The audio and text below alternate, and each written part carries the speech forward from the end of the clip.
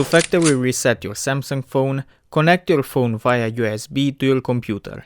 Then, hold down the volume down button and the power button until your phone restarts. If you keep holding it, you will notice that it keeps restarting. Okay, now comes the tricky part. See when the screen turns black before the logo appears.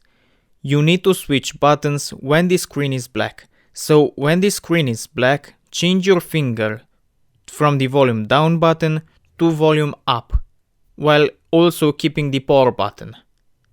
This will get you into the recovery menu. Keep holding the buttons until this menu appears. Just have patience. From here, use volume up and down to scroll through the options. And with the power button you can select the option. Go to Wipe Factory Reset, accept, and it is going to start the process. After it finishes, select Reboot Now, and your phone will reset. If it gets stuck on the logo, give it time. It isn't stuck, it's just doing its thing. It will restart in a few minutes. Then the phone will get into the initialization menu, like it came out of the box when you bought it.